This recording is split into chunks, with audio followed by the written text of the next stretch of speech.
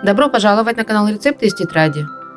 Сегодня я предлагаю приготовить популярное в Неаполе блюдо под названием яйца по-монастырски. Полный перечень ингредиентов, а также краткую инструкцию по приготовлению вы, как всегда, найдете в описании под видео. В первую очередь подготовим яйца, которых нам понадобится 8-9 штук. Яйца необходимо отварить вкрутую, то есть их нужно варить 8-10 минут после того, как вода закипит, а затем нужно опустить в холодную воду и очистить. Пока яйца варятся, приготовим соус бешамель. Берем 20 граммов сливочного масла и растапливаем его в сотейнике или сковороде с толстым дном. В растопленное масло всыпаем 30 граммов муки и, активно все перемешивая, обжариваем муку на протяжении 2-3 минут. За это время она должна снова стать рассыпчатой. Когда это произойдет, вливаем в сотейник 200 граммов молока. У меня жирное, домашнее, но подойдет и обычное магазинное.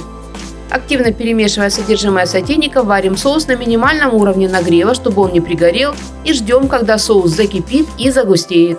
Отмечу, что соус должен получиться очень густым, намного более густым, чем, например, для лазаньи. Поэтому после закипания соус нужно проварить еще 1-2 минуты.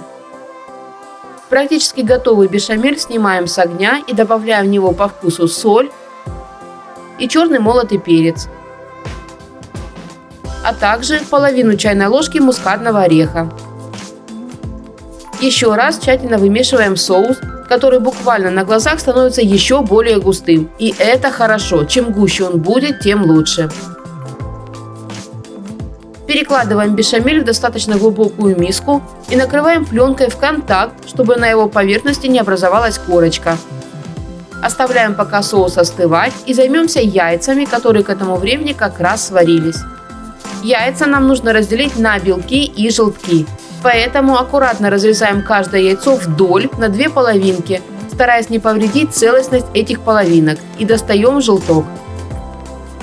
Половинки белка рекомендую складывать отдельно по парам, чтобы потом не подбирать эти половинки по размерам. Белки пока откладываем в сторону и займемся начинкой. Снимаем с уже остывшего соуса бешамель пленку и высыпаем в него все яичные желтки. А затем смешиваем соус с желтками с помощью погружного блендера. Если блендера нет, то желтки предварительно нужно размять вилкой или протереть через сито. Когда соус с желтками превратились в однородную массу, добавляем сюда же 50 граммов пармезана или грана падано, который предварительно нужно натереть на мелкой терке. И еще раз хорошо все перемешиваем с помощью все того же погружного блендера. Кстати, пармезан в крайнем случае можно заменить любым другим твердым, выдержанным сыром с ярким вкусом и ароматом, но, повторюсь, это в крайнем случае. В идеале в начинку добавляется качественный пармезан. В итоге у вас должна получиться достаточно густая масса, которая по консистенции очень напоминает заварное тесто. Также свисает язычком с лопатки и не падает, пока не начнешь его стряхивать. Для удобства я перекладываю начинку в кулинарный мешок, но можно этого и не делать. Густота начинки позволяет фаршировать яйца с помощью обычной ложки. Теперь, когда все подготовлено, можно начинать фаршировать наши яйца. Заполняем начинкой углубления, в которых раньше был желток. Кроме того, смазываем начинкой и края одной половинки белка, чтобы обе половинки хорошо склеились. Соединяем обе половинки яйца и слегка их сдавливаем, чтобы все надежно скрепилось. И по такому же принципу фаршируем и соединяем половинки остальных яиц. В принципе, подготовленные нами таким образом яйца можно сразу же готовить дальше, но я рекомендую убрать их в морозильную камеру на 20-30 минут, чтобы заготовки немного подмерзли. В таком виде работать с ними намного легче. К слову, остатки начинки ни в коем случае не выбрасываем. Если намазать ее на кусочек хлеба или соленый крекер, то у вас получится очень вкусная и сытная закуска как для праздничного стола, так и для пикника на природе. Через 20-30 минут начинаем готовить все для панировки. А именно нам понадобится от 50 до 100 граммов пшеничных панировочных сухарей, 50-60 граммов муки и от 1 до 3 яиц. Яйца или яйцо разбиваем в глубокую тарелку. Добавляем сюда же по вкусу соль и черный молотый перец. И очень хорошо взбалтываем яйцо с помощью вилки, чтобы получилась однородная масса без сгустков и комочков. Яйца рекомендую добавлять по одному по мере их расхода, поскольку на их количество влияет сразу несколько факторов. Теперь достаем яичные заготовки из морозильной камеры и по одному начинаем их панировать. Сначала обваливаем заготовку яйца в муке, затем окунаем ее в яичную массу, следя, чтобы заготовка покрылась взбитым яйцом со всех сторон. А потом отправляем ее в панировочные сухари и тщательно обваливаем заготовку в них. В принципе, для яиц по-монастырски достаточно одного слоя панировки, но лично мне нравится здесь двойная панировка. Поэтому снова отправляем заготовку в яичную массу и обмазываем ею будущее яйцо по-монастырски со всех сторон. А затем еще раз обваливаем в панировочных сухарях.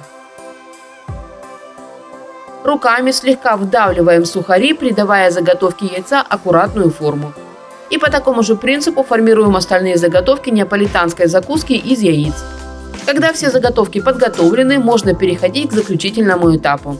Для этого нам понадобится достаточно большое количество растительного масла от 500 до 1000 мл для фритюра. У меня это обычное подсолнечное масло, но можно использовать и любое другое, например, оливковое, рапсовое или арахисовое. Масло должно быть столько, чтобы оно полностью покрыло яйца. Емкость с маслом ставим на огонь, где нам нужно нагреть масло до 160 градусов. Затем снижаем нагрев на средний или минимальный уровень, чтобы масло не остывало, но и не перегревалось. И аккуратно выкладываем в него наши заготовки яиц. И периодически осторожно переворачивая их, чтобы они не прилипали ко дну, обжариваем яйца по-монастырски на протяжении 2-3 минут. Ну или до той степени зажаристости корочки, которая вам нравится. Не забывайте ставить лайки, если вам понравился этот рецепт. И, конечно же, подписывайтесь. У меня в тетрадке еще много вкусных и интересных рецептов, которыми я с радостью поделюсь. Готовые яйца по одному достаем из масла и сразу же выкладываем на бумажное полотенце, чтобы удалить излишки жира. А в масло загружаем следующую порцию и фритюрим остальные яйца. Благодаря тому, что я делала двойную панировку, яйца получились с идеальной цельной корочкой, что, к сожалению, не всегда получается, если делать обычную панировку, особенно если яйца по-монастырски готовятся впервые или очень редко. В Италии такие яйца обязательно готовят для пасхального обеда или в послепасхальные дни, но нередко эту закуску можно встретить на столе неаполитанцев и в обычные дни. Что неудивительно, поскольку яйца по-монастырски представляют собой очень эффектное блюдо с хрустящей корочкой и нежнейшей кремовой начинкой внутри, которая не только очень вкусная и сытная, но и невероятно привлекательная как для взрослых, так и для детей.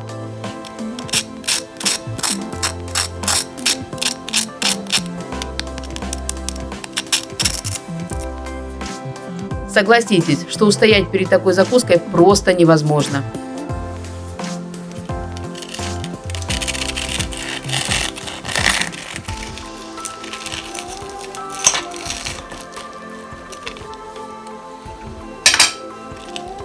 Очень рекомендую эти неаполитанские яйца к приготовлению. Уверена, что ваши родные и друзья по достоинству ее оценят и будут просить добавку. Мира всем нам, здоровья и чистого неба над головой. Берегите себя и своих близких. Приятного аппетита и до новых встреч!